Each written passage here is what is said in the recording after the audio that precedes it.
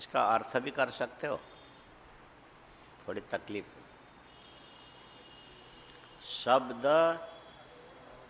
अर्थ, ज्ञान, वस्तु में 3 विकल्प हो गए। वस्तु में 3 विकल्प। एक है नाम आख्यान, जिसको लेते हैं घट, शब्द हो गया। दूसरा आकृति विशिष्ट वस्तु, अर्थ हो गया। और इंद्रिय अर्थ सन्निकर्ष से अथवा अनुमान आदि से वस्तु का विज्ञान होता है। शब्द, अर्थ और ज्ञान। क्या अर्थ करो? शब्द, अर्थ, ज्ञान। ये छोटा सा पैड है। पैड एक क्या शब्द है, इसको नीचे रख करके हम बोलेंगे पैड, तो ये कहाँ से उच्चरित हुआ? कंठ से, मुख से निकला। और इसने इसकी ओर इशारा किया, तो यह अर्थ हो गया। मुख से निकला वो पैड शब्द है, ये अर्थ है। तो ये आँख बंद करके भी बोल सकते हैं, और यदि पहले निश्चय किया होगा तो आँख बंद करने से भी इसका ज्ञान हो जाएगा। ये पैड की बात कर रहा है। तो ज्ञान जो होता है वो हमेशा बुद्धिस्थ होता है। शब्द कंठस्थ, बोलो। अर्थ भूमिस्थ, ज्ञान बुद्धिस्थ, बोलो तो।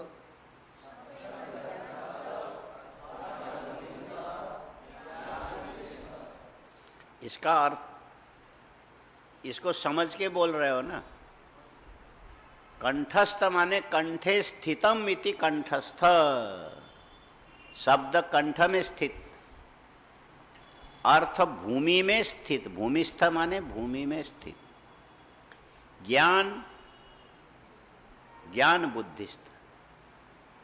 लेकिन तीनों को बोला जाएगा, ये पैड इतने बोला जाएगा। मुख से बोलेंगे पैड, देखेंगे इसी को पैड, और यही ज्ञान रूप में बुद्धि में रहेगा पैड के रूप। एक ही शब्द, शब्द के रूप में, अर्थ के रूप में, ज्ञान के रूप में, एक वस्तु के 3 विकल्प हो गए। एक वस्तु के विकल्प हो गए। विकल्प तो समझ में आ गया होगा। ये जो विकल्प को हिंदी में क्या विकल्प ही बोलते हैं, और कोई विकल्प नहीं बोलते। विकल्प का कोई विकल्प नहीं है, हाँ? अंग्रेजी में है, हाँ? ऑप्शन अलग चीज़ है, अल्टरनेट होता होगा। अल्टरनेट होता है विकल्प, क्या होगा? दिलीप जी, अंग्रेजी में क्या होता है? ऑप्शन अलग चीज़ है। ऑप्शन तो चुनाव करने के लिए, इस रास्ते से जा सकते हो, चाहो तो इस रास्ते से जा सकते हो, चाहो तो इस रास्ते से जा सकते हो। चुनाव के लिए ऑप्शन, तुम क्या चुनना चाहते हो। और मिलता जुलता विकल्प के लिए भी है, लेकिन थोड़ा फर्क है। अल्टरनेट, कदाचित ये खराब हो गया तो हम इसको प्रयोग में लेंगे, ये खराब हो गया तो इसको। जो स्टेपनी भी एक शब्द है। स्टेपनी है क्या? स्टेपनी का मतलब क्या होता है? पहले के खराब होने पर ये अलग से रखा हुआ है, वो काम में लेगा, उसको स्टेपनी है शब्द। अल्टरनेट, विकल्प। अब इतना विचार करने से मोटा मोटी समझ में आ गया ना। शब्द एक है, चाहो तो ध्वनि मात्र उच्चारण करके अर्थ विषय ज्ञान काल्पनिक रूप से हृदय में रख सकते हो। चाहो तो वस्तु सामने होने पर आकृति को देख सकते हो कि शब्द ने इसको विषय किया, शब्दार्थ संबंधी हो गया। इसके बाद बुद्धि में आकर के आकृति जब स्फुरित होने लग जाए, उसको फिर ज्ञान बोलते हैं। शब्द, अर्थ, विज्ञान, ये 3 हो गए विकल्प। हाँ, शब्द, अर्थ ज्ञान और धारणा ध्यान समाधि। कितनी चीज थी? धारणा ध्यान समाधि। ये आएगा दूसरे साधन पाद में आएगा, इधर पीछे नहीं आया। सबके अलग अलग लक्षण आएंगे और धारणा ध्यान समाधि को मिला करके जो होता है उसको हम लोग बोलेंगे संयम। त्रयम एकत्र संयम। त्रयम एकत्र संयम। अच्छा, फिर पहले होगा धारणा, फिर होगा ध्यान, फिर होगा समाधि। पहले ध्यान नहीं होगा, पहले क्या होगा? धारणा। तो धारणा की निश्चित परिभाषा वो आगे साधन पाद में आएगा। देशबंधश्चित्तस्य धारणा प्रत्येकतानता ध्यानम। और प्रत्येकतानता ध्यानम। आगे क्या है?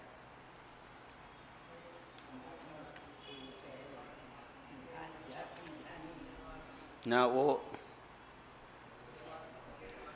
है तदेव अर्थमात्र निर्भास स्वरूप शून्यमिव समाधि। अर्थमात्र निर्भास स्वरूप शून्यमिव। आगे भी कुछ है? नहीं, तदेव अर्थमात्र निर्भास स्वरूप शून्यमिव। हाँ, तदेव अर्थमात्र निर्भास स्वरूप शून्य क्लेशतनुकरणार्थम च अविद्यास्मिता। पदार्थ तो इसमें साधन पाद में शुरू हो जाएगा।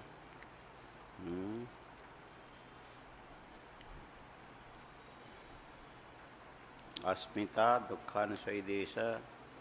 कितना सूत्र नंबर बताओ तो? क्लेश मूल करो क्षति मूल्य तद्भा विपा विपा।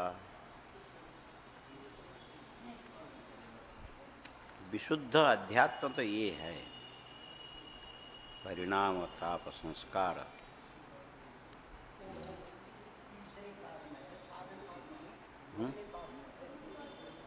हाँ, अच्छा अच्छा अच्छा, विभूति पाद में। और हम लोग इधर देख रहे हैं उन्हें पाद कहीं और है। अच्छा अच्छा, विभूति। तो चलो उसको वहीं देख लेंगे जब भी पहुँचेंगे। ये समझ लो, शब्द अर्थ ज्ञान विकल्पई संकीर्णा सवितर्का समापत्ति। समापत्ति माने समाधि से मतलब है। समापत्तिर्नाम समाधि। समाधि से मतलब है चित्तस्य समाधानम। हाँ, समाधि माने समाधानम समाधि, यही अर्थ। बोलो, समाधि माने समाधानम समाधि। अच्छा, भूख लगने पर क्या चाहिए बोलो? हाँ, भूख लगने पर भोजन चाहिए। तो यहां ये समझ लो कि भूख समस्या है। भूख क्या है? समस्या है। सर्वारंभा तंडुल प्रस्थमूला। प्रस्थमूलो नाम शेरवर। प्रस्थ इति शेर। शेर को ही तो बोलते हैं। शेर माने जंगल वाला नहीं। तौलने में जो शेर होता है ना, वो मेरे ख्याल से 700 ग्राम के आसपास होता है शेर पूरा। हाँ, शेर पूरा 1000 ग्राम नहीं होता है ना। कितना होता है? हाँ,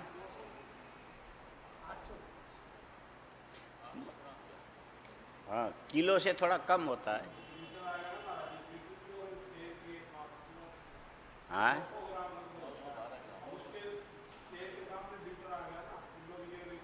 नहीं, और जगह चले गए फिर। किलो से कम होता है, बस इतनी बात है ना। अब कितना कम होता है चलो बाद में बता, फिर हम लोग रह जाएंगे। शेर तो तंडुल माने चावल। संसार की जितनी भी प्रवृत्ति है केवल शेर भर चावल के लिए है। सुबह चाहिए, शाम को चाहिए। सेर भर से दोनों टाइम चल जाता है। एक व्यक्ति को एक सेर चावल से दोनों टाइम चल जाएगा। हाँ, कभी बना के खाया है? कितना लगता है? एक सेर का आधा से एक टाइम में एक आदमी का काम चल जाता है, उससे ज़्यादा नहीं खा सकता, है ना? इतना ही है उसका, उतना भी शायद ना खा पाए। हाँ, वो रमेश लोग कितना कितना खाते हैं, कितना एक आदमी कितना चावल खाता है? हाँ, 3 मुट्ठी, और उस पर कोई तौल का मतलब नहीं है। 3 मुट्ठी करने से हो गया। ये ग्राम और शेर, तोला, वहाँ शेर जो है ना तोले का हिसाब। हाँ, माने एक तोला में कितने तोले का एक शेर होता है, उसका हिसाब तोले से चलता है। इधर फिर ग्राम से, यही है ना, तोला होता है बड़ा, लेकिन कम तोले का एक शेर, ऐसा पहले के माप ऐसे ऐसा जो भी हो। माने एक शेर चावल से एक आदमी का दोनों टाइम का काम हो जाएगा, है कि नहीं? तो सारी प्रवृत्ति किसके लिए बोले? दोनों टाइम चावल होना चाहिए, एक शेर से दोनों टाइम चल जाए। सरबा, रंभा, हर काम को जो करोगे इतने के लिए करोगे और कुछ नहीं। तंडुल प्रस्थ मूला, ये क्यों अति जरूरी हुई? बोले भूख समस्या है। भूख क्या है? भोजन समाधान है। और समाधान एक होता है समग्र समाधान, एक होता है, और एक होता है भिन्न भिन्न समाधान। खाली एक शेर चावल उबाल के लाके थाली में दे दे, तुम्हारा समाधान हो जाएगा? नहीं होगा। बोले खाया नहीं जाता है। भूख तो है लेकिन खाया नहीं जाता। क्यों नहीं खाया जाता? बोले थोड़ा उसमें नमक वाली चीज़ चाहिए, या तो दाल हो, या तो सब्जी हो, नहीं तो चीनी हो, उसमें घी, मैंने नीचे उतरने के लिए थोड़ा स्वाद के लिए चाहिए। चल भाई नमक ही ले ले एक मुट्ठी। बोले नहीं, ये भी ज़्यादा नहीं खाया जाएगा। और क्या चाहिए? खाली नमक भी अच्छा नहीं लगेगा। और फिर क्या चाहिए? चावल कम करो, फिर दाल बढ़ा दो, खिचड़ी बन जाएगा। और नमक मिलाया लेकिन रोज रोज वो भी अच्छा नहीं लगेगा। दाल अलग होना चाहिए, नमक अलग होना चाहिए, जीरा मसाला। एक पंडित जी थे तो क्या बोलते थे कि देखो मसाला से पेट में जलन होता है, मसाला मत डालना। मेरे साथ चले कहीं तो सही इलाहाबाद कुंभ में गए थे, उस पहले शुरू में तो कुछ होता नहीं, बाद में सब बनाना पड़ता है। तो हमने कहा चलो हम बना के, देखो स्वामी जी हम मसाला नहीं खाएंगे। ठीक है, एकदम हमने सीधा दाल उबाल दिया और नमक डाल दिया, कोई मसाला नहीं। और इधर सब्जी भी बगैर मसाले का ही, नमक, क्यों उनको खाना नहीं, और हमने अपने लिए बना लिया। अब पंडित जी खाने बैठे, बोले ये तो एकदम ही फीका है। बोले नमक और ले लो। नहीं नमक तो ठीक है, और क्या नहीं है? मसाला, आपने तो बोला था मसाला नहीं खाएंगे। फिर वो व्याख्या करने लगे, नहीं खाएंगे का मतलब ये थोड़ी है कि ज़्यादा मसाला नहीं खाएंगे। नहीं तो ये जो दाल होता है, प्रोटीन ज़्यादा होने से उसमें वायु होने की संभावना बनी रहती है। मसाले का मुख्य काम एक ही है कि अन्न के अंदर आने वाला वायवीय तत्व को, गर्म जो मसाला होता है उसको समन करता है। अजवाइन, मेथी, जीरा, धनिया, ये सब 5 चीज़ें मिलकर के पंजीरी बनती है। हाँ, क्या बनता है? हाँ, जन्माष्टमी में अभी बनेगा, पंजीरी बोलते हैं। अंधाधुंध दरबार में गधे पंजीरी खाए बोलते हैं। पंजीरी में क्या क्या होता है जानते हो? ये 5 प्रकार के जीरा, हाँ, ये मसाले में आते हैं। कितने प्रकार के? तुम लोगों को याद नहीं होगा, खाली खाते हो, जानते नहीं हो। 5 प्रकार के जीरा।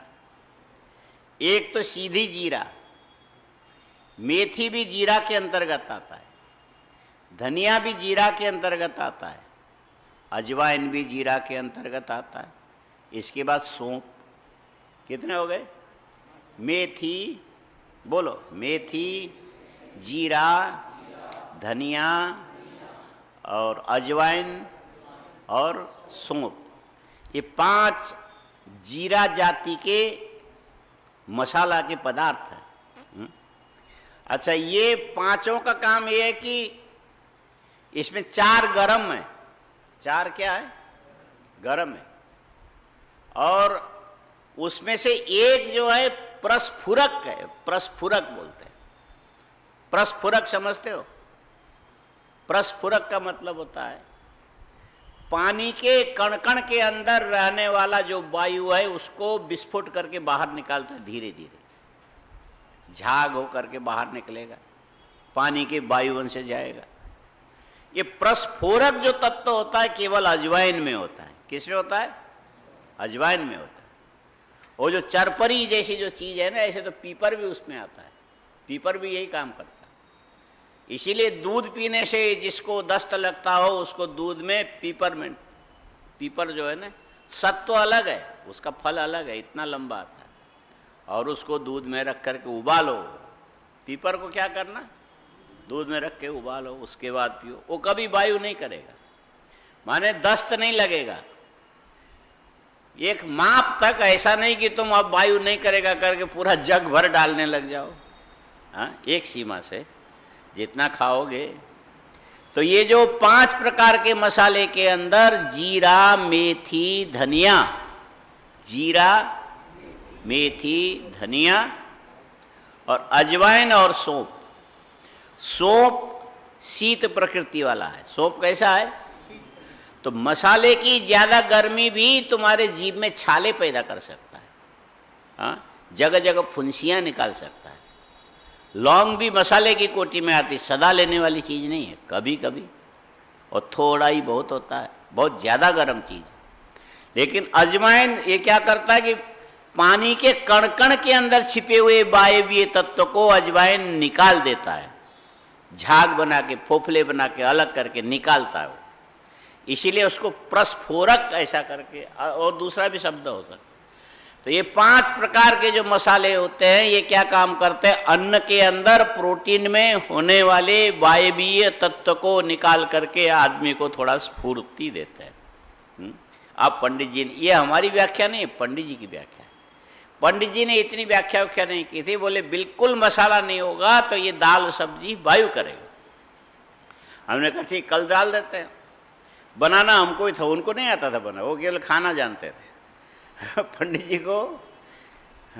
को केवल खाना आता, बनाना नहीं। किसी किसी को आता है, लेकिन केवल अपने लिए बनाना आता है। हम स्वयं पाकी हैं, खुद अपने लिए बनाएंगे, दूसरों को हम क्यों बना के खिलावें? माने पंडित जी को बनाना आ भी गया तो दूसरों के काम का नहीं होगा, और नहीं तो बस हमको केवल खाना आता, बनाना नहीं आता। अच्छा, अब दूसरे दिन हमने देखा कि ये इनके खाली नाटक है, चाहिए सब कुछ मसाला डाला और मिर्ची नहीं डाली। बोले बिल्कुल मिर्ची नहीं डालोगे तो रुचि नहीं बनेगी। रुचि के लिए मिर्ची है, मिर्ची कोई स्वाद नहीं है। मिर्ची स्वयं अपने आप में स्वाद नहीं है। मिर्ची में जो तीखापना, काटने का जो अंश होता है ना, तेजाबी अंश होता है। क्या होता है? जैसे तेजाब शरीर को छूते ही कट से काटता है, वैसे मिर्ची भी जीभ को छू करके हल्के मात्रा में काटता है, लेकिन ज़्यादा नुकसान नहीं करता है।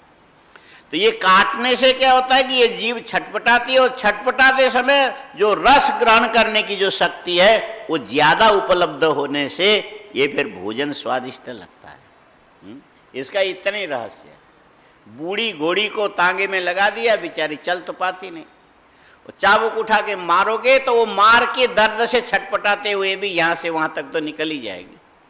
वैसे ज़्यादा मीठा, ज़्यादा घी, ज़्यादा तला हुआ पकवान स्वाद के मारे खाते चले गए, और उसके चलते स्वाद चखने की जो शक्ति जिह्वा की थोड़ी कमज़ोर पड़ गई, तो उसको बूढ़ी घोड़ी को चाबुक मारने के समान मिर्ची लगाने से छटपटाती है, और उससे वो थोड़ा सा गतिशील होकर।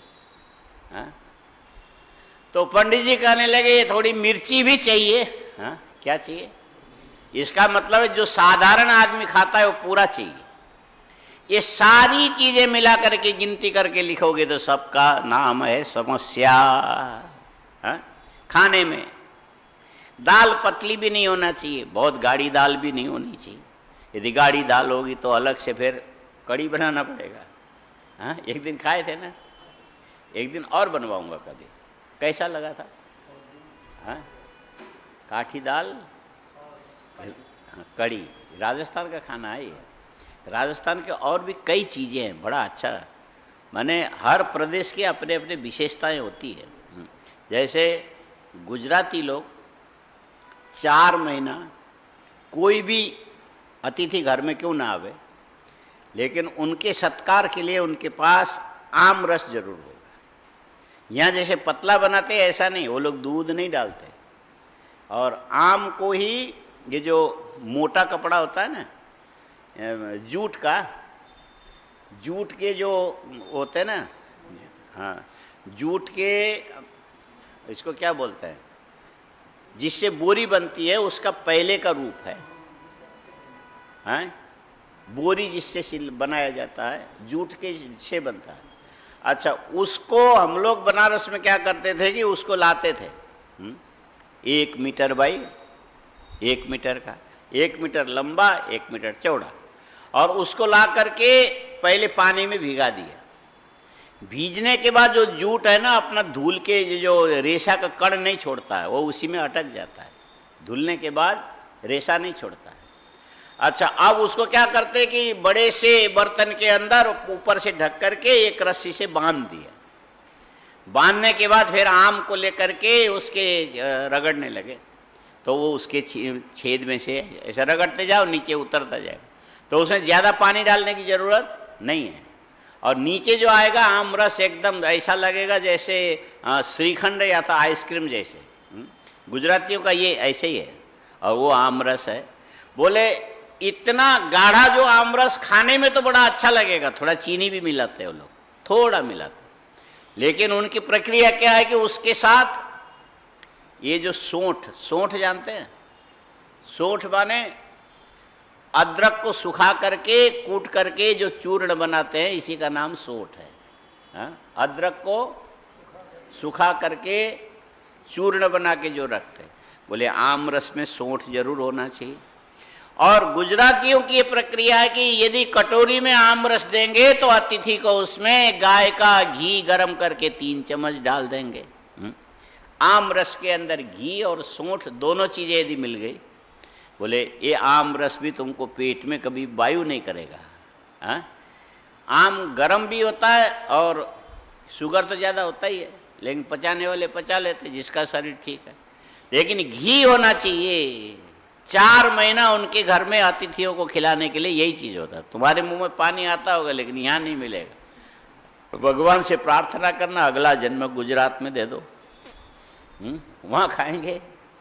यहाँ तो वही कटोरी भर के दे देंगे। तो ये सारी चीज़ें समस्याएं हैं। जितने स्वाद को जानोगे, पदार्थ को जानोगे, उसके गुण धर्म को जानोगे, और शरीर उन चीज़ों की कामना करता है। ये जो कामना क्या है, ये समस्या है। कामना क्या है? समस्या है। और तत्त कामना की पूर्ति जो तुम करते हो, इसका नाम क्या है? इसका नाम है समाधान। इसका नाम क्या है? समाधान। और सारी चीजों का समाधान जिसके अंदर अपने आप हो गया, साधन निरपेक्ष, उसको बोलते हैं समाधि। एक महात्मा जी व्याख्या करते हुए बोलते हैं, देखो भाई, संसार में समस्याएं होती है, समस्या का फिर समाधान होता है। समाधान पुल्लिंग में प्रयोग करते हैं, समाधान। समाधान पुल्लिंग, और समाधान पुल्लिंग है। पर आपके संस्कृत में, हिंदी में नपुंसक कोई है ही नहीं। हिंदी में नपुंसक है नहीं है, वहाँ पुल्लिंग स्त्रीलिंग 2 ही चलता है। इसीलिए समाधान संस्कृत से थोड़ा कम संस्कृत हो जाएगी। और संस्कृत में तो बहुत सूक्ष्म सब है ना। नपुंसकम इति मत्वा प्रियायै पेष्टृतम मन सतु तत्रैव रमते। ये पाणिनि ने बड़ा नुकसान किया है ना। अच्छा, तो ये समाधान जो है ना पुल्लिंग में है, आया समझ से? और समाधि किस में है? समाधान को स्त्रीलिंग में ले जाए तो क्या बनेगा? समाधि। लेकिन अर्थ एक ही निकलेगा, समाधानम समाधि। प्यास समस्या है, बोलो प्यास, और पानी पीना, पानी उसका समाधान है। भूख समस्या है और भोजन उसका समाधान है। अब भोजन के अलग अलग अलग अलग जो प्रक्रिया अनंत जो हो गए, एक दो चीजें रुचि के अनुसार अनंत प्रक्रिया, एक दो थोड़ी। और सारी चीजें मिले तब तुमको लगेगा कि हाँ आज ये अच्छा, हाँ कल दूसरी चीज, परसों तीसरी चीज, योजना बनाते जाते हैं। रोज आज ये खाना है, गोलगप्पा कभी खाना चाहिए, कभी ये खाना, पता नहीं कितने चीजें होती। क्या बोलते, गोल, मुंह में पानी आ रहा है। अब पहले वो जो कमला जी थी हल्दीराम, वो लाके सबको खिलाया करती थी, मैंने विद्यार्थियों को भी, साधुओं को भी गोलगप्पे खुद बना के लाती, और वो भर भर के पानी। ऐसे कलकत्ते में भी हैं ऐसे खिलाने वाले, और यहाँ खाने के कलाकार तो हैं लेकिन खिलाने के कलाकार नहीं है। ये भी समस्या है। और कोई खिलावे तो समाधान है। तो ये हजारों प्रकार की समस्या और सबका अलग अलग प्रकार का समाधान है। ठीक।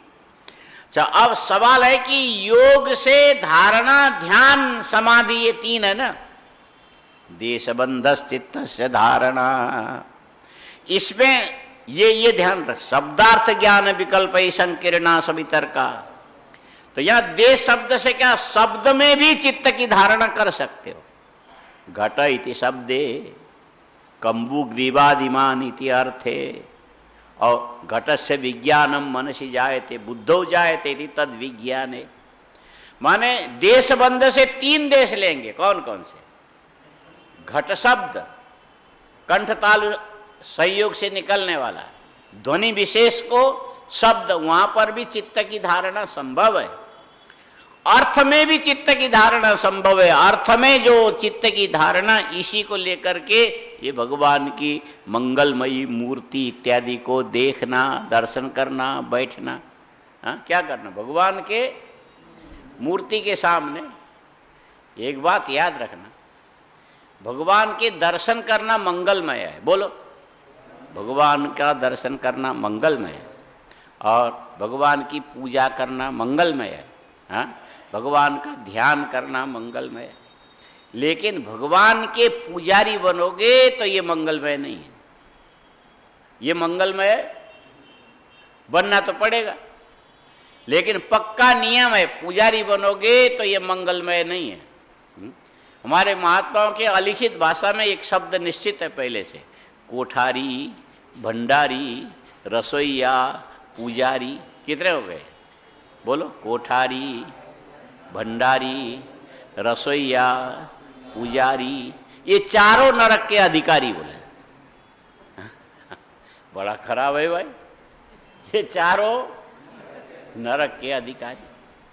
अच्छा, अब बाकी के हम विवेचन नहीं करते, खाली पुजारी की करते हैं।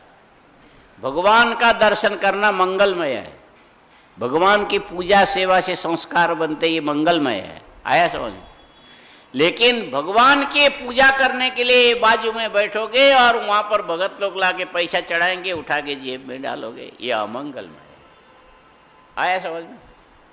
यही माने भगवान के पास से तुम नरक में कैसे जाओगे? बोले जेब के रास्ते से जाओगे। कैसे जाओगे? जेब के रास्ते से। ये नरक का रास्ता यही है। हाँ? भगवान के मंदिर में भगवान की पूजा करके नरक में जाने का रास्ता क्या? बोले जेब का रास्ता है। आया समझ में? बात बैठी कि नहीं? इसीलिए भगवान की पूजा तक मंगलमय है, ध्यान तक मंगलमय। यदि पुजारी बनोगे ये सावधानी रखनी पड़ेगी, जेब के रास्ते से नरक जाने का काम मत करियो। हाँ, जेब के रास्ते से नरक जाने का काम नहीं करना चाहिए। अच्छा, ये जो चित्त के धारणा के लिए भगवान के मंगलमय जो आकृति है, ये भी देशबंध, वो देश में चित्त को धारणा करना। जी देशबंधस चित्त। और कदाचित ये पूजा करते करते करते करते भगवान की आकृति चित्त के अंदर आया तो कुछ किए बिना बैठ करके चित्त में भगवान का ध्यान करने लगे, ये भी देशबंध है। चित्त में जो ध्यान करते हो ये है ज्ञान में चित्त को तुमने टिकाया, और आकृति में जो करते हो अर्थ में टिकाया, और शब्द में खाली, शब्द में फिर ज्यादा लंबा चौड़ा शब्द में तुम्हारा चित्त नहीं टिकेगा।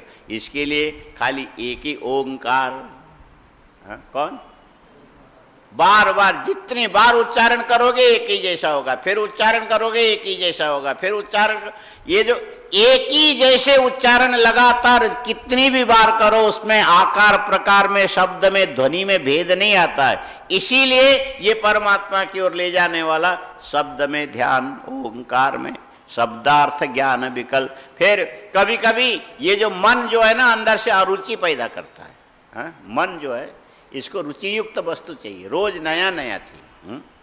ये रमणीय वस्तु क्या चीज है, बोले क्षणै क्षणै यन्न बताम उपैति तदेव रूपम रमणीयताया। साहित्य शास्त्र में ऐसे ही लिखा है, बोले एक एक क्षण में एक एक वस्तु बदल बदल करके तुम्हारे सामने यदि आवे तो वही तुमको अच्छा लगता है। रोज बाजरे की रोटी अच्छी नहीं लगेगी, कभी कभी अच्छा लगेगा। रोज पूड़ी खाना अच्छा नहीं लगेगा, कभी कभी अच्छा लगेगा। और रोज ये जो पुदीने की चटनी अच्छी नहीं लगेगी, कभी कभी अच्छा लगेगा। रोज छुहारे की चटनी भी अच्छी नहीं लगेगी, कभी कभी अच्छा लगेगा। और एक ही कपड़ा अच्छा लगा और पूरे साल भर पहनते रहो तो भी अच्छा नहीं लगेगा, बदल बदल के, आज ये पहनो कल ये पहनो। ये जो बदलाव जो है ये मन के रमणीय गुणों का आश्रय है। बदलाव क्या है, एक एक क्षण में हर चीज बदली हुई होनी चाहिए, एक एक क्षण में। इसीलिए अभी भी है, बड़े बड़े जो स्कूलों के अंदर बच्चों को लेकर के जाते हैं, यात्रा में जाते हैं, उनका मन बदल जाता है, देश बदल जाएगा, काल बदल जाएगा, वस्तु बदल जाएगा, वातावरण बदलेगा, नए नए दृश्य दिखेंगे। इसीलिए कभी पहाड़ में ले जाते, कभी समुद्र किनारे ले जाते, कभी कभी विचित्र जगह ले जाते, जिससे जो पढ़ने वाले बच्चों को नया नया अनुभव अपने अंदर आवे। और वहाँ ये भी सिखाते कि ये समस्या आने पर क्या करना, ऐसा होने पर क्या करना, अपने हाथ से काम कैसे करना, अपने कपड़े अपने आप कैसे संभालना, माने ये सारी चीज़ें सिखाने, हर चीज नए नए नए नए नए ढंग से जो सिखाते हैं, उनके जीवन में ये सारी समस्याएं आने वाली है, तब उसको ले जाके बाद में समाधान किया। तो जीवन की हर चीज अपने आप में समस्या है। क्या है, बोले अच्छे रूप दिखना चाहिए। हाँ, आजकल यदि कश्मीर घूमने के लिए जाओगे, पहले तो नरक जैसा था, अभी जरा ठीक है, जा सकते हो। हाँ, लेकिन पहले से वो कुछ व्यवस्था करके जाना पड़ेगा, वैसे जाने से नहीं चलेगा। और वहाँ जाओगे तो कश्मीर की वादियाँ, वादी सुना है, बाजू से नदी बहती है, इधर पहाड़ है, उसके बीच से मैदान है, और इतनी हरियाली है, देखते ही मन मुग्ध हो जाएगा। हाँ, कश्मीर की वादी, और जहाँ पर 6 महीने केवल बर्फ पड़ा रहता है, और आजकल वो पिघल करके उसके अंदर से हरे हरे छोटे छोटे कोमल, ये कारपेट किसी काम का नहीं, एकदम गलीचा जैसा। और वो भी छोटा मोटा, वो गुलमर्ग देखने के लिए जाओ तो इलाका का इलाका ऐसा लगता कि इतना सुंदर, देखते ही रह जाओ। और ये एक बार दृश्य देखने के बाद फिर बार बार देखने की इच्छा होती है। समुद्र किनारे जाओ, हिमालय पर्वत में जाओ, बर्फ से ढके हुए पहाड़ देखो, बड़े ऊंचे से गिरते हुए ये जो नदी के जो है ना, पानी ऊपर से नीचे गिरता तो अपना सौंदर्य बिखेरता है। तो इस प्रकार हर चीज बदल बदल करके देखना, बदल बदल के सुनना, बदल बदल के सूंघना, बदल बदल के छूना, और बदल बदल के चखना, ये तुम्हारे मन को लगाए रखने की चीजें इतनी, इसी को बोलते हैं क्षणे क्षणे यन्न बतामुपैति तदेव रूपम रमणीयताया। एक एक क्षण क्षण में चीजें बदल बदल करके मन को विषय के रूप में उपस्थित कराना, इसी को रमणीय गुण बोलते हैं। क्या बोलते हैं? नृत्य इसीलिए अच्छा लगता है कि आदमी एक मुद्रा में नहीं रहता है। एक मुद्रा तुमको आकर्षण लगेगा, उससे अच्छी दूसरी मुद्रा दिखा, तीसरा दिखा, चौथा दिखा, कम से कम 135 तो हाथ की अंगुलियों की मुद्राएं हैं। और अभ्यास करने वाला फट फट फट फट फट, इस भाव में ये, इस भाव में ये, इसी से तो नृत्य सबको बिना जाने मूर्ख को भी अपनी ओर आकर्षित कर देता है। वहाँ पर हर आकर्षण करने वाली जो मुद्रा है बदल बदल के व्यक्ति दिखाता है। एक ही अभिप्राय को व्यक्त करने के लिए किसी में 10, किसी में 5, किसी में 3 अलग अलग मुद्राएं होती, और किस किस में क्या क्या दिखाना, ये जल्दी जल्दी जल्दी जल्दी जल्दी परिवर्तन आने से देखने वाले के मन में नई नई चीजें बार बार स्फुरित होने से उसके मन में थोड़ा आनंद का उद्रेक होता है। इसीलिए नृत्य से, संगीत से, वाद्य से, देश से, विदेश, वो सो गया सो गया था? नहीं, कोई बात नहीं, लंबा मत सोना। हाँ, तो ये इसी में रमणीयता है। तो जो रुचि के अनुसार विषय जो मन खोजता है, इसका नाम है समस्या, और समाधान हो जाए ये समाधि है। लेकिन एक छोटा छोटा समाधान, एक महान समाधान, एक साधन सापेक्ष समाधान है, एक साधन निरपेक्ष समाधान है। साधन निरपेक्ष समाधान यदि खोजने के लिए जाओगे तो योग का रास्ता पकड़ना पड़ेगा। किसका? कोई बाह्य साधन की आवश्यकता नहीं है। या तो तुम शब्द में अपने चित्त को टिकाओ, या तो तुम अर्थ में अपने चित्त को टिकाओ, या तो तुम ज्ञान में अपने अर्थ को टिकाओ। शब्दार्थ ज्ञान संकीर्णा विकल्प ही संकीर्णा, और जिसमें भी टिकाओगे ये जो टिक जाएगा तो वहीं पर तुम्हें समाधान मिलेगा। ये समाधान कैसा होगा? हर चीज का समाधान उसके अंदर तुमको मिलेगा। वहां पर समाधि में जाने पर तुम्हें भूख की समस्या का सामना नहीं करना पड़ेगा। समाधि में भूख नहीं लगेगी, समाधि में प्यास नहीं लगेगी, समाधि में देखने की इच्छा नहीं होगी, समाधि में सूंघने की इच्छा नहीं होगी, चखने की इच्छा नहीं होगी, सोने की इच्छा नहीं होगी, जगने की इच्छा नहीं होगी, उछलने की, कूदने की, चलने की, शौच पेशाब इत्यादि कोई भी चीज की इच्छा नहीं होगी। और इच्छा रहित होकर के तुम स्थिर होकर के बैठे हो तो भी इच्छा ही नहीं है तो समस्या ही नहीं है, तो समाधान अपने आप हो गया ना। इसी को बोलते हैं आत्मतृप्त। क्या बोलते हैं? अपने स्वरूप से अपने आप में तृप्त होकर के चुपचाप बैठ गए, इसको बोलते हैं समाधि। ये समाधि दो प्रकार की, एक संकीर्ण सवितर्क समापत्ति और असंकीर्ण अगला सूत्र है। ये लिखते हैं विभक्ता नाम अपि ग्रहणम दृष्टम विभज्यमानाश्च अन्ये शब्द धर्मा अन्येश्च अर्थ धर्मा अन्येश्च विज्ञान धर्मा इत्येषां विभक्त पंथा तत्र समापन्नस्य योगिनो यो गवाद्यर्थ समाधि प्रज्ञायां समारूढ़ सचेत अर्थ ज्ञान विकल्पानु विद्ध उपावर्तते सा संकीर्ण। माने शब्द ज्ञान में, अर्थ ज्ञान में और ज्ञान में कितने चीज? शब्द ज्ञान, अर्थ ज्ञान और ज्ञान। ज्ञान का भी तो ज्ञान होता है। ज्ञान का ज्ञान होता है कि नहीं होता? ज्ञान का ज्ञान होता है। इसीलिए कहते हैं ना, मैं इस चीज को जानता हूं। पहले जानोगे, बाद में कहोगे मैं जानता हूं। अपने ज्ञान का भी तुम ज्ञान रखते हो। ये ज्ञान सबसे सूक्ष्म पदार्थ है, उसमें चित्त का समाधान। इस प्रकार होने वाले समाधान को संकीर्णा समा सवितर्क इत्युच्यते। यहाँ तर्क नाम है, तर्क नाम है निश्चित संबंध।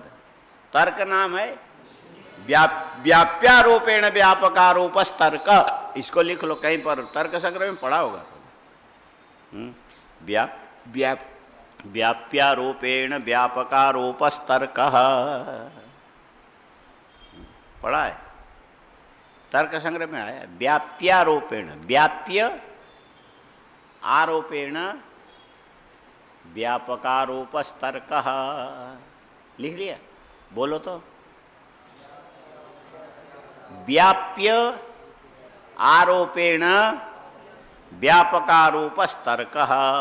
ये तर्क शब्द का इतनी अर्थ आपको बैठ गया, वो अलग है। लेकिन असली तर्क तो यही है, व्याप्यारोपेण व्यापका। वहाँ पर तर्क संग्रह है ना, उसमें ग्रंथ के नाम के अंदर आया हुआ तर्क की व्युत्पत्ति है। लेकिन तर्क का जो असली लक्षण ये है, व्याप्यारोपेण व्यापकारोपस तर्क। माने शास्त्र में एक शब्द का एक जगह जहाँ व्युत्पत्ति, जैसे मुनित्रयम नमस्कृत्य तदुक्ति परिभाव्य च वैयाकरण सिद्धांत कौमुदीयम विरच्यते। उसमें अब नीचे उतर करके मुनित्रयम, फिर शुरू करोगे मुनि नाम त्रयम, मुनित्रयम। क्या क्या अर्थ करोगे? मुनि नाम त्रयम। हाँ, तो ये कौन कौन हो गए मुनि नाम त्रयम? कात्यायन, पाणिनि, कात्यायन, पतंजलि। हाँ, और इन तीनों को नमस्कार करके मुनित्रयम नमस्कृत्य तदुक्ति परिभाव्य च, उनकी उक्तियों का परिभावन करके वैयाकरण सिद्धांत कौमुदीयम, वैयाकरणों के लिए सिद्धांत कौमुदी, फिर उसमें कौमुदी में फिर भिड़ जाएंगे। हाँ, कुपृथिवीम मोदयति कुमुदो, हाँ, कुमुदो नाम चंद्रमा, हाँ, पृथ्वी को मुदित करता है, आनंदित करता है। चंद्रमा की किरणों से पृथ्वी आनंदित होती है और सूर्य के किरणों से पृथ्वी तप्त नहीं होती है। सूर्य की किरणों से पृथ्वी गर्भिणी होती है, पृथ्वी के किरणों से गर्भिणी होती है, उसी के द्वारा ये अन्न इत्यादि उत्पन्न होता है। इसीलिए तद्ग्रावाण सोमसुतो मयो भूवस्तदस्विना शृणु, इसमें ग्रावाण जो शब्द है उसका अर्थ भाष्यकारों ने सूर्य मंडल अर्थ रखा। ग्रावाण क्या है? सूर्य मंडल है। हाँ? और इसके द्वारा सूर्य क्या होती है? गर्भिणी होती है, और उस सूर्य की किरणें पड़ने से पृथ्वी में गर्मी आती, उस गर्मी के द्वारा नम वाली मिट्टी के अंदर से अंकुर उत्पन्न होकर के फल पर ये बसाई होकर के ऊपर बढ़ता है। ये सूर्य का प्रताप है।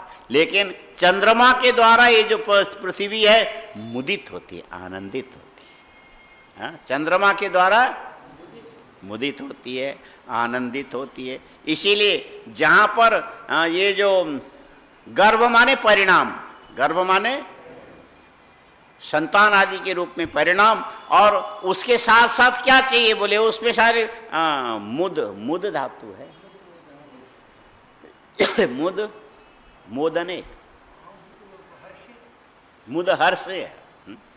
अच्छा, और इसमें हर्ष के लिए भी क्या चाहिए बोले? साधन चाहिए। हर्ष के लिए क्या चाहिए? साधन चाहिए। और चूल्हे में तवा रखते हो, गर्म है कि नहीं, पानी की छींटे मार के देखते हो, फुर्र आ गया तो गर्म हो गया। ऐसे ही ये जो पृथ्वी सूर्य के द्वारा गर्म होती है, और इसमें ये जो स्फुरित माने आनंदित करने का साधन क्या है? चंद्रमा की किरणें जब पड़ती है और ये पृथ्वी खिल जाती है। हाँ, ऐसे घरों में भी करना ही पड़ता है। बोले तीज में मिठाई भेजो और कपड़े भेजो, घरों में बेटियों को नहीं भेजते हैं, और घर में भी पत्नियों को ला के देते हैं ना, कोई अलग अलग समय में। और ये क्या? ये मुद का विषय है। ये किसका है? मुद हर्षे। और बच्चों को भी ऐसे ही दिया जाता है, इस समय ये ले लो, इस समय ये लो, हमेशा नहीं देना, कभी कभी देना। हाँ, कभी कभी थोड़ा थोड़ा। उससे तो ये पृथ्वी को मुदित प्रमुदित करने वाला कौन है? चंद्रमा को पृथ्वी मोदयति को। और फिर कौमुदी कैसे हो? तस्य भाव, तस्य इयम कौमुदी, कुमुदस्य, को पृथिव्याम चंद्रमा, चंद्र और कौमुदी। तो जैसे वह पृथ्वी को मुदित करने वाली चंद्रमा की किरणें यहाँ पर समझदार बुद्धिमान व्यक्तियों को के हृदय को, सरिदय के हृदय को विज्ञान के द्वारा मुदित करने वाला कौमुदी इयम विरच्यते। अभी तो बनाया नहीं, पहले इयम बोलने लगे, बोले बुद्धिस्त को प्रत्यक्षवत। हाँ, ऐसा ऐसा करके व्याख्या करते, पढ़ते समय पढ़ा होगा तुम लोगों ने, पढ़ा कि नहीं पढ़ा नहीं जान पता। तो इसमें एक जगह एक शब्द की जो व्याख्या निश्चित रूप से उसी परिभाषा की कोटि में बताई जाती है, एक जगह उसकी जो व्याख्या होती है पूरा व्यापक दृष्टि से। जैसे तर्क संग्रह में ग्रंथ के अंदर नाम के रूप में प्रयोग किया गया जो तर्क शब्द है, उसकी व्युत्पत्ति की गई तर्क्यन्ते प्रमिति विषय क्रियन्ते इति तर्का। लेकिन तर्क शब्द की जहां पर व्याख्या करने के लिए जाओगे असली रूप में, वहां पर कहना पड़ेगा व्याप्यारोपेण व्यापकारोपस्तर्क। अब ये देखना पड़ेगा व्याप्य क्या होता है। हाँ, व्याप्य क्या होता है? व्याप्य माने, हाँ, पहले व्यापक समझो। व्यापको अधिक देश वृत्ति ही, व्यापकत्वम वृत्तित्वम व्यापकत्वम, और व्याप्यत्वम न्यून देश वृत्तित्वम व्याप्यत्वम। यही व्याप्य व्यापक भाव है। अधिक देश वृत्ति व्यापक, न्यून देश वृत्ति व्याप्य। अच्छा, अब देखो दो चीजें, एक आग है, दूसरी धुआं है। एक आग है, अच्छा, ज्यादा जगह में रहने वाला कौन है, आग है कि धुआं है? धुआं है। धुआं ज्यादा देर जगह नहीं रहता। जहां पर लकड़ी में नमी होगी वहीं पर धुआं दिखेगा। दो जो नमी है ना, ऊपर उठता है अग्नि के तेज के साथ, और अग्नि उससे भी ज्यादा होता है, धूम रहित भी अग्नि होता है। पत्थर के कोयले में धुआं नहीं होता है, गैस के चूल्हे में धुआं नहीं होता है। और इसी ढंग से लकड़ी के कोयला जलने के बाद उसमें धुआं नहीं होता। लकड़ी जलाओगे, उपले जलाओगे, गोबर के जो उपले, उसके अंदर से धुआं निकलता है, ठीक है, और निकल के चला जाएगा, और जाने के बाद भी अग्नि बनी रहेगी। अग्नि ज्यादा देश तक रहने वाला होने से अग्नि व्यापक है, और धुआं कैसा है? व्याप्य है। लेकिन किसी जगह धुआं निकल के चला, तुम्हें अग्नि नहीं दिखा दूर से, तो ये कहना पड़ेगा हमको धुआं दिखाई पड़ रहा है, व्याप्य दिखाई पड़ा। व्याप्य माने कम देश पे रहने वाला, लेकिन परस्पर संबंधी है। ये जो धुआं और अग्नि का संबंध ऐसा है कि अग्नि से ही धुआं निकलेगा। वो पीछे वाला, हम कुछ बोल रहे हैं तो तुम कहीं और देख रहे हो, बूंदू आदमी।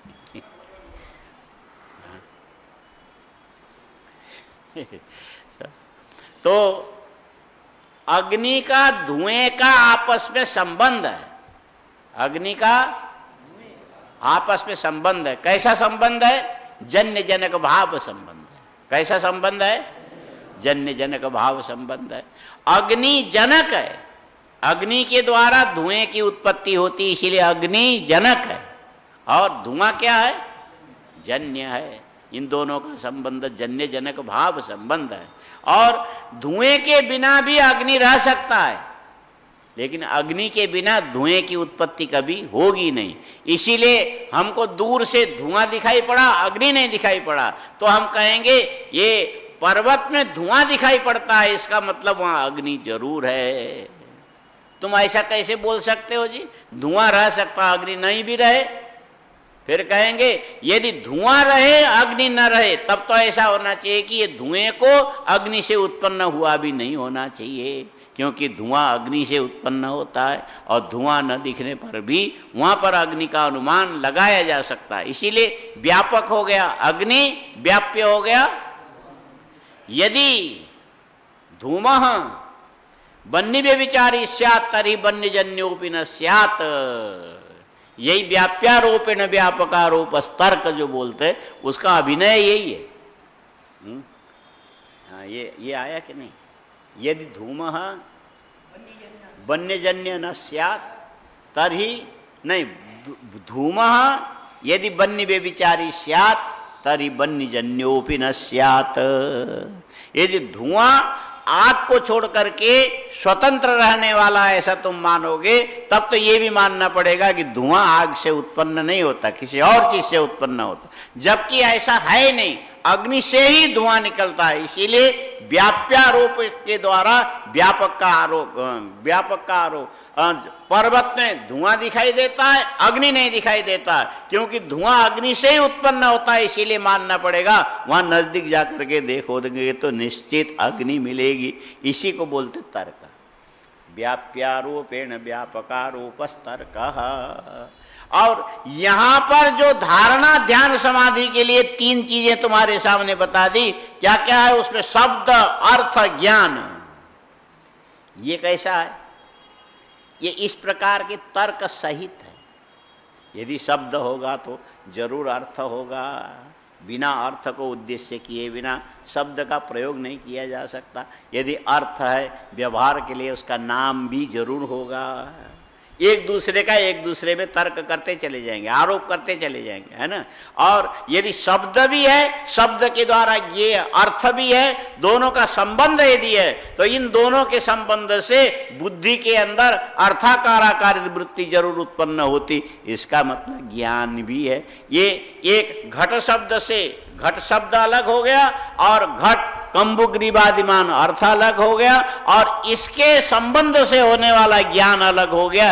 ये क्या करते, परस्पर एक दूसरे से संबद्ध है, बन्नी और धूम के समान। इसीलिए इसमें जो बन्नी और धूम के साथ लगाया जाने वाला जो तर्क है, व्याप्यारोपेण व्यापकारोप तर्क, उस तर्क का संस्कार शब्द अर्थ ज्ञान रूपी विकल्प के अंदर छिपी हुई होने के कारण इनके द्वारा यदि तुम्हारी बुद्धि, तुम्हारा चित्त समाधि तक भी यदि पहुंचता है तो भी उस समाधि को हम निर्वितर्क समाधि नहीं कहते। इसके गर्भ में व्याप्यारोपेण व्यापकारोप तर्क ये छिपा हुआ रहता है। इसीलिए इस सभी तर्क, एक सभी तर्क में इतना झंझट करना पड़ता। बहुत बार हम लोग ऐसा मानते हैं कि शायद हम जान गए होंगे, ठीक है हाँ? लेकिन मुश्किल काम है। हाँ? सभी तर्क के अंदर भी इतना बड़ा हाँ? यदि हाँ व्याप्यारोपेण, ये याद रखना चाहिए, व्याप्यारोपेण व्यापकारोप तर्क। ये कैसे, पर्वतो बन्नीमान धूमात, तो दो यत्र धूमस तत्र बन्नी, ये न सार्वत्रिकोयम नियम, कोई ऐसा बोले ये सर्वत्र कोई नियम नहीं कि जहाँ धुआं हो भी वहाँ अग्नि। फिर वहाँ पर यही व्याप्यारोपेण व्यापक, यदि धूमः बन्नी वे विचारी स तर्हि बन्नीजन्योपि न स्यात्। धूमः बन्नीजन्यो अवश्यमेव भवति, अतस्मादेव कारणात् वक्तुं शक्यते पर्वते धूमो दृश्यते अथ च पर्वते बन्नीरपि भवितुम् अर्हति। ऐसे तर्क का बीज शब्द में अर्थ के साथ, अर्थ में ज्ञान के साथ, ज्ञान में अर्थ के साथ, अर्थ में शब्द के साथ परस्पर इस प्रकार का संबंध का बीज छिपा हुआ रहता है। उसमें से एक में चित्त का समाधान करके तुम यदि समाधि तक पहुंचते हो तो उस समाधि का नाम पड़ेगा सवितर्कास। ठीक है, सवितर्क की व्याख्या हो गई। व्याप्यारोपेण व्यापकारोप, ये अभी एक बार सुनने से ये बात फट से बैठेगा नहीं। इसको जब मनन करोगे फिर भूल जाओगे, फिर दोबारा पूछोगे, फिर मनन करोगे, तब जाके बैठेगा। और ये सब मिला करके हम जो बोल रहे हैं ये भी आज के आज तैयार करके थोड़ी ना बोल रहे हैं। आज के आज यहीं के यहीं तैयार करके हम नहीं बोल रहे। हाँ, ये सन 71 से लेकर के इसमें अनुसंधान करते करते करते करते करते कई लोगों को पढ़ाया भी होगा, किसी को समझाया भी होगा, उसमें कुछ नहीं समझ में आया होगा, फिर सोचा होगा, फिर और आज तक लगातार, तब जा करके इसमें संगति बैठा सकते हो। ये चीज़ ऐसा है। समाधान, ये भी एक प्रकार का समाधानम समाधि। वैयाकरण लोग भी तो यही करते हैं। एक मात्रा लाघवेन पुत्रोत्सव मन्यन्ते, ये जो अर्धमात्रा, एक भी नहीं अर्धमात्रा, माने एक शब्द में आधा मात्रा कम करने से भी उतने अर्थ का बोध हो सकता है। इतना यदि बोध हो तो बोले उसके लिए इतना हमने कर लिया, तो बोले पुत्रोत्सव मनाते हुए। वस्तु के समाधान के लिए और ज़्यादा और ज़्यादा और ज़्यादा एकाग्र होकर के हम जितना पढ़ते जाते हैं इतने से ज्ञान पूरा नहीं होता है। होता है? नहीं होता है। सुबह तुम लोग गीता रोते हो, 3-4 आदमी मिलकर रोते हो। हाँ, ये माइक में कितने आदमी मिलकर रोना ही है। एक पढ़ना है, एक रोना है, एक गाना है। हाँ, ये सब अलग अलग होता है। आकर के माइक मिल गया तो आदमी थोड़ा अच्छा रोता है। पार्थाया प्रतिबोधिता भगवता नारा, ये भी रोना ही है। हाँ? उसमें कोई मात्रा, स्वर, लय, विराम, उसके ये जो तार स्वर, मध्यम स्वर, ये जो मंद्र स्वर, उसमें कहाँ कहाँ पर कैसे कैसे संगति, इसका अभी तुम लोगों ने कोई संस्कार या कुछ भी नहीं। बस ठीक है, उसने बोला, हमने सुना, बस सिनेमा घर से आकर के गाना गाने के समान सोचते हम तो सीख गए, जान गए। लेकिन फिर तो तुम्हारे लोग सुनते ना, वो सिनेमा हॉल में लोग क्यों जाते हैं? उनको तो महीनों लगता है एक एक चीज को ठीक करने में। एक एक शब्द, एक वर्ण, एक मात्रा, कौन से ताल में कहाँ जा करके कितना रोक करके कितना ऊंचा उठाना, कितना नीचे रखना, और ये सारी चीजों में उनको महीनों लगते हैं। ये सिनेमा वाले ऐसे पैसा थोड़ा पहले खर्चा करते हैं, हाँ, माने 50 करोड़ पहले लगाएंगे तब जा करके कई 100 करोड़ कमाते। ये लगाने में ऐसी चीजों में लगाया जाता है। माने ये जो नाचने वाले ने बाएं पैर उठाया कि दाहिने पैर उठाया, ये कितने ताल से उठाया कि बेताल से उठाया, कहीं ताल चूक तो नहीं गया, और उसकी भाव भंगिमा बदल तो नहीं गया, दृष्टि ठीक तो नहीं हुई, इधर देखिए इधर की बात तो नहीं कर रहे, मुद्रा किधर, माने हर चीज में अनुसंधान लगातार। ये मन छोटा था, मनुष्य के शरीर में मन छोटा सा है, लेकिन मनों का मन है, छोटा होकर के भी मनों का, इसकी रुचि का वैचित्र की कोई सीमा नहीं है। कहाँ जाके ये खुश होगा, कहाँ आनंदित होगा, बोल नहीं सकते।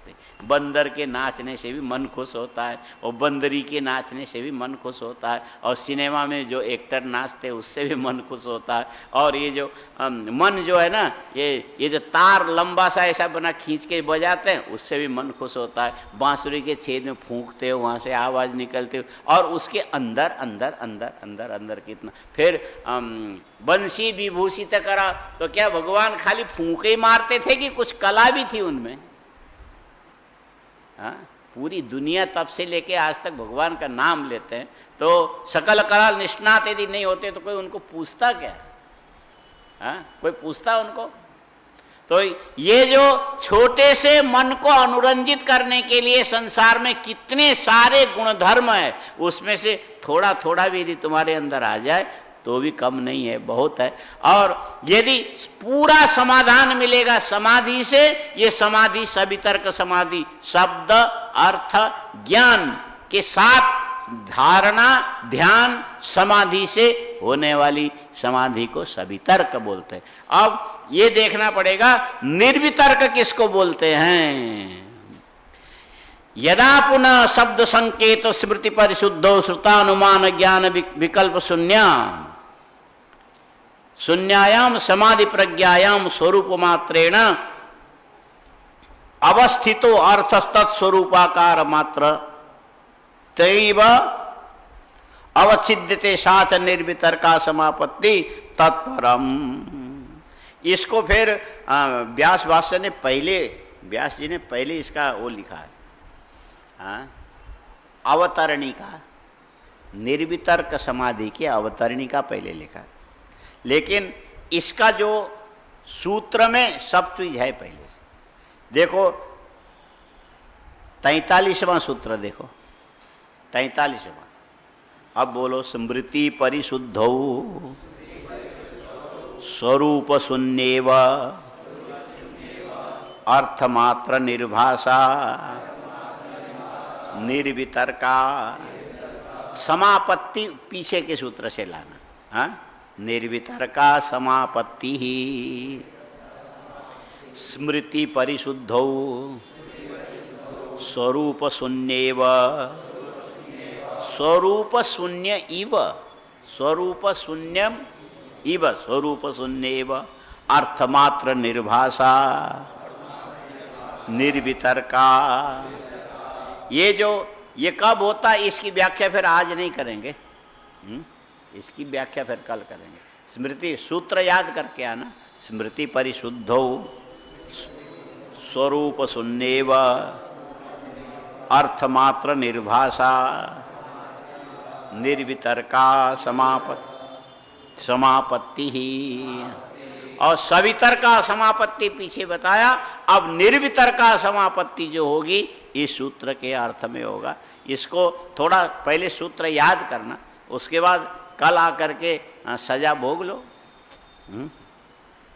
सजा भोगने, अच्छा कल तो प्रदोष है, कल प्रदोष है, कल प्रदोष है, कल इस पर नहीं होगा, कल तो पाठ होगा, है ना। वो पाठ भी ठीक है। वो पाठ जितना हम लोग ये जो विचार करते हैं, इस चीज़ को ग्रहण करने की शक्ति जो तुम्हारे अंदर आती है, ये पाठ से ही आती है, उस पर सब कुछ है। पंचदेव अथर्व शीर्ष में सब कुछ आता है। हाँ, उसमें पृथ्वी आ गया गणेश के रूप में, हाँ, और जल आ गया देवी अथर्व शीर्ष के रूप में, और तेज आ गया, हाँ, सूर्य अथर्व शीर्ष के रूप में, वायु आ गया ये शिव अथर्व शीर्ष के रूप में, उसमें पूरे 8 देवता आ जाते हैं, और नारायण आ गया चित्त, माने सारी चीज़ें ये 5 देव के अंतर्गत, इसी के द्वारा ही हमारे जीवन की सरणी चल रही है। पृथ्वी, जल, तेज, वायु, आकाश, और गणेश, देवी, सूर्य, शंकर, नारायण, और इसके फिर अध्यात्म में आगे जाओगे तो और भी कई चीज़ें आती, पर इतने के ऊपर पूरे जीवन की सारी सरणी जुटी हुई है आपस में एक दूसरे में, और इतने के लिए ऋषियों ने मिलकर के जो बनाया, अकेले ने बनाया, अथर्वा नाम के ऋषि ने बनाया। कई लोग इसको ऐसा भी अर्थ करते हैं, जिस समय अश्विनी कुमारों ने दधीची ऋषि का सिर पहले काट लिया और काट के घोड़े का सिर जोड़ दिया, और उस घोड़े के सिर से उन्होंने जिन जिन श्रुतियों का, जिन जिन वेदों का उच्चारण किया, वो अथर्व वेद बन गया, ऐसा भी मानते हैं। दूसरा पक्ष ये है कि सृष्टि के आदिकाल में ब्रह्मा जी के सबसे बड़े जो पुत्र थे, उनका नाम था अथर्वा, अथर्वाय ज्येष्ठ पुत्राय प्राह, और उनके मुख से जिन जिन वेदों के अर्थ का विश्लेषण किया गया, वो मंत्र अपने आप में सिद्ध हो गया। इसीलिए पंचदेव अथर्व शीर्ष से सिद्ध मंत्र है, एक ऐसा है। लेकिन ये इसका पाठ भी स्मृति परिशुद्धि पूर्वक करना चाहिए, और विचार भी स्मृति पर। यदि तुम्हारी स्मृति शुद्ध है, तुम्हारा ज्ञान शुद्ध होगा, तुम्हारी स्मृति अशुद्ध है तो तुम्हारा ज्ञान अशुद्ध हो जाएगा। उस शुद्धिकरण के अंदर ये पाठ उपासना भी काम की चीज है। हाँ, श्रावणी कब है?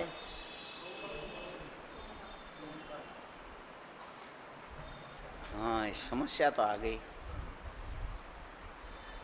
सोमवार को ऐसा करना, श्रावणी सभी करेंगे कि कुछ लोग करेंगे? नहीं, उस दिन सोमवार के, वैसे तो 9:30 बजे हम लोग यहाँ पूरा कर देते हैं, है ना। ये जो पूजा 9:30 से 12 बजे तक श्रावणी पूरा हो जाएगा, हो जाएगा। हाँ, क्या? नहीं, सप्तऋषि पूजन छोड़ दो, केवल प्रायश्चित्त स्नान हो जाएगा ना। प्रायश्चित्त स्नान करके और यज्ञोपवीत बदल लो, उसके बाद इतना करने के बाद भोजन कर सकते हो। तो 12 बजे आके भोजन कर लो, थोड़ी देर आराम कर लो, फिर वहाँ जा कर के सप्तऋषि पूजन कर लो। हाँ, इससे दोनों काम हो जाएगा। और यहाँ पर 9:30 तक तो हम ये जो इसमें ये 1000 कमल की पूजा हुई, उस दिन सब काम एक ही साथ आया है।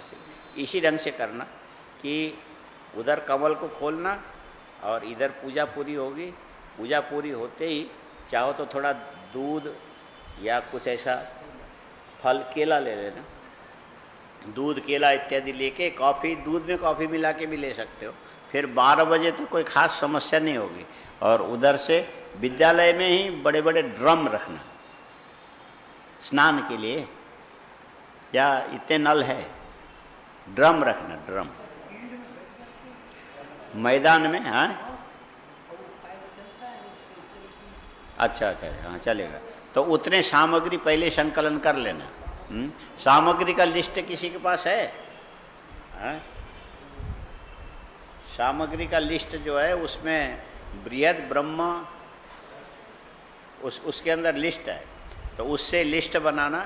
उसमें रथ के नीचे की मिट्टी, तुलसी के नीचे की मिट्टी, और उसके बाद रथाक्रांत अश्वाक्रांत, हाँ, और जो गौशाला की मिट्टी, और ये जो जंगली सुअर जो पैर मारते उसके नीचे की, ऐसे सब चीज़ें जितना एकत्र कर सको करना। अपामार्ग भी चाहिए होगा, तो सारी चीज़ें लेके जो स्नान के मधु इत्यादि तो यहाँ हो ही जाएगा। हाँ, इसको पहले तैयार करके रखना, और 12 बजे से पहले पहले ये जो 10 विधि स्नान है शायद, हो जाएगा, आराम से हो जाएगा।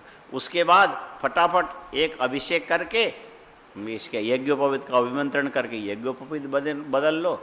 ऐसे देखो तो कई जगह ये भी प्रक्रिया है। सप्तऋषि पूजन जो है ना, कई जगह लोकाचार है अलग अलग, ऐसे आदमी श्रावणी करते हैं और माताएं सप्तऋषि पूजा करती हैं, ये भी कहीं कहीं पर प्रथा है। लेकिन सप्तऋषियों को स्मरण करना चाहिए उस दिन। हाँ, तो कर लेना। क्या सप्तऋषि पूजन में 1-1.5 घंटे तो लगते होंगे, तो भोजन के बाद कर लेना। भोजन के बाद करके फिर शाम को यहाँ। हाँ, तो ठीक है, ऐसा कर लो। ये श्रावणी के दिन ये सब प्रोग्राम। ओम पूर्णमदः पूर्णमिदं पूर्णात् पूर्णमुदच्यते पूर्णस्य पूर्णमादाय पूर्णमेवावशिष्यते। ओम शांति शांति। शंकरं शंकराचार्यं केशवं बादराय सूत्रभाष्यकृतौ वन्दे भगवन्तौ पुनः पुनः। ईश्वरो गुरुरात्मेति मूर्तिभेदविभागिने व्योमवद्व्याप्तदेहाय दक्षिणामूर्तये। ओम शांति शांति शांति। ओम नमः। अच्छा, ये भी निश्चय कर लो,